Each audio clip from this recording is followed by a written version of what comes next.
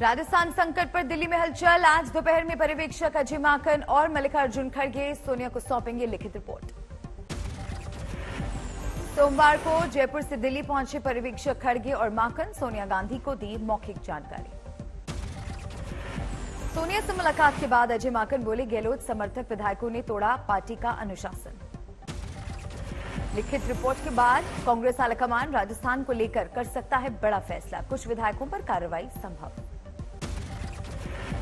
Party नेता महेश जोशी और शांति धारीवाल के खिलाफ कांग्रेस कर सकती है कार्रवाई।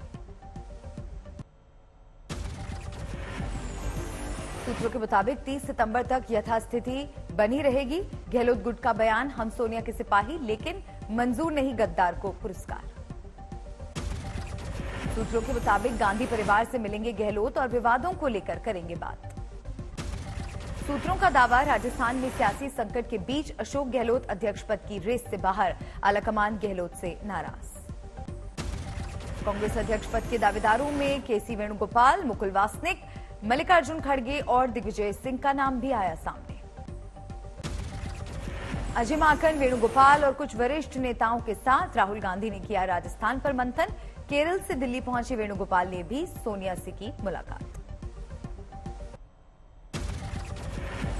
आज तक से बोले प्रताप सिंह, खाचरियावास, बगावत आलाकमान के खिलाफ नहीं, बीजेपी पर सरकार को अस्थिर करने का लगाया आरोप। गहलोत कैंप के शांति धारीवाल ने अजय माकन पर लगाया बड़ा आरोप, कहा पायलट के लिए कर रहे थे प्रचार। सचिन पायलट पर भी शांति धारीवाल ने बोला हमला, कहा गद्दारी करने वाले को पुरस्कार बर्दाश्त नहीं। गिराना चाहते थे जिन्होंने ये स्टेटमेंट दिया था, chief minister, deputy chief minister होते हुए प्रदेश कांग्रेस गद्दारी करने वाले लोग।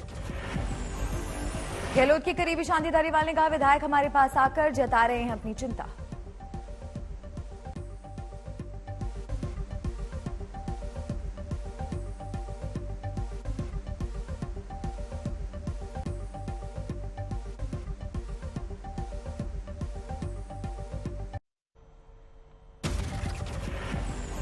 इस्तीफा देने वाले गहलोत कैंप के विधायक जितेंद्र सिंह के बदले सुर, कहा मैं आलाकमान के साथ, इस्तीफे का काम गलत।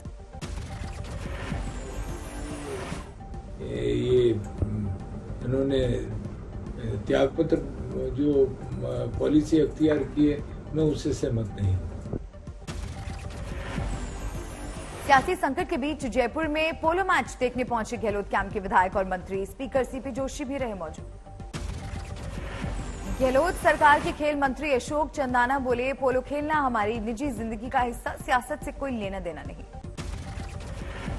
ताजा सियासी संकट पर राजस्थान के राज्यपाल कलराज मिश्र का बयान, कहा पार्टी विशेष के लोग ही निकालेंगे समाधान, मेरी भूमिका नहीं। प्रधानमंत्री नरेंद्र मोदी पहुंचे टोक्यो। आज जापान के पूर्व पीएम शिंजो आबे के अंतिम संस्कार में होंगे शामिल। पीएम मोदी इस दौरे पर जापानी प्रधानमंत्री किशिदा से भी करेंगे मुलाकात। शिंजो आबे की पत्नी से भी मिलेंगे पीएम। 20 से ज्यादा देशों के प्रमुख भी अंतिम संस्कार में होंगे शामिल। पूरे जापान में high alert. PM Modi Gujarat के सूरत में 29 सितंबर को करेंगे लिंबायत इलाके में रोड शो, बाद में रैली को भी करेंगे संबोधित। आज भी गृह मंत्री अमित शाह का गुजरात दौरा, गांधीनगर में किसानों के साथ करेंगे संवाद। 2024 के लोकसभा चुनावों तक जेपी नड्डा बने रह सकते हैं बीजेपी अध्यक्ष, उन्हें एक्सटेंशन देने की तैयारी में पार्टी। बीजेपी के नए अध्यक्ष का आगे अभी नहीं होगा चुनाव, 20 जनवरी को खत्म हो रहा है नड्डा का कार्यकाल। केरल पहुंचे बीजेपी अध्यक्ष जेपी नड्डा का बयान, आतंकवाद का हॉटस्पॉट बनता जा रहा है राज्य, यहां जिंदगी सुरक्षित नहीं। बुधवार को भारत जोड़ो यात्रा में शामिल होंगे छत्तीसगढ़ के मुख्यमंत्री भूपेश बघेल, जाएंगे केरल।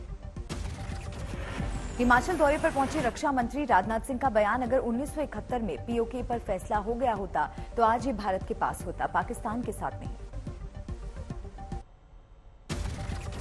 मुख्यमंत्री नीतीश कुमार के दिल्ली दौरे को लेकर चिराग पासवान ने साधा निशाना, कहा 4 सीएम से मिल लेने भर से कोई पीएम नहीं बन जाता। अमरावती में गरबा आयोजन में पहुंची सांसद नवनीत राणा, खुद भी किया गरबा। छत्तीसगढ़ में मुख्यमंत्री भूपेश बघेल का बयान, कहा सेंट्रल एजेंसी जबरन किसी को परेशान करेगी तो राज्य सरकार कार्रवाई करेगी। राजस्थान में जारी संकट के बीच राज्य मंत्री अर्जुन सिंह बामनिया पहुंचे मंदिर, कहा 5 साल तक मुख्यमंत्री बने रहेंगे गहलोत। हरिद्वार पहुंचे लोकसभा अध्यक्ष ओम बिरला, नवरात्रि के मौके पर माया देवी मंदिर में किए दर्शन और पूजा पाठ। कुलगाम में सुरक्षा बलों को बड़ी कामयाबी, ऑपरेशन में मारा गया एक आतंकी, एनकाउंटर के दौरान एक जवान और 2 नागरिक जख्मी। मारे गए जैश आतंकी की पहचान पाकिस्तानी के रूप में हुई, कई हथियार भी जब्त। जल्दी पीएफआई को सरकार कर सकती है बैन, संगठन की हर गतिविधि पर जांच एजेंसियों की नजर। 15 राज्यों में 100 से ज्यादा जगहों पर एनआईए की रेड और सबूत मिलने के बाद सख्ती की तैयारी, अब तक दर्ज हो चुके हैं कई एफआईआर। हाथरस में संपत्ति बंटवारे को लेकर बेटे ने की मां की हत्या, आरोपी बेटा फरार, पत्नी को किया गया घर से गिरफ्तार।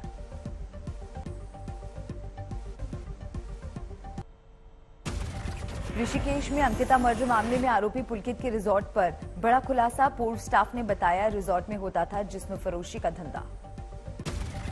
पूर्व कर्मचारी की माने तो अय्याशी का अड्डा बना हुआ था रिजॉर्ट।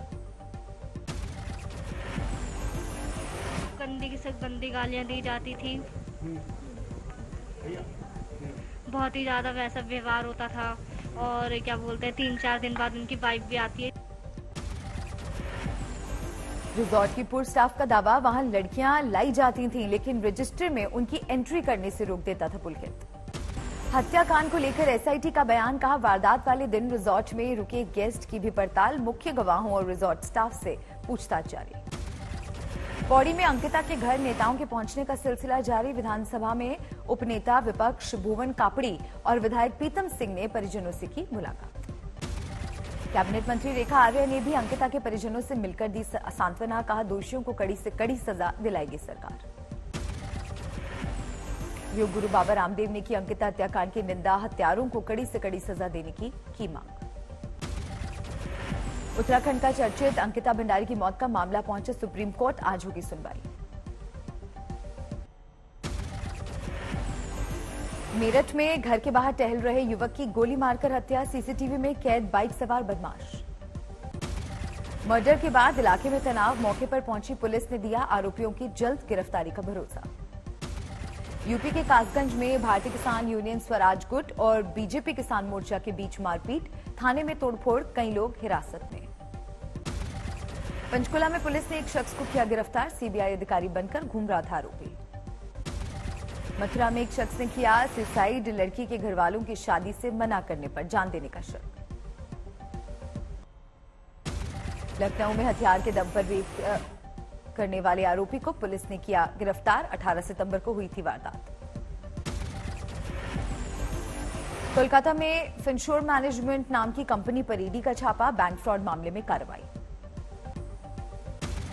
चिकमंगलुरु में आरएसएस नेता को जान से मारने की धमकी, पुलिस ने मामला दर्ज कर शुरू की तफ्तीश।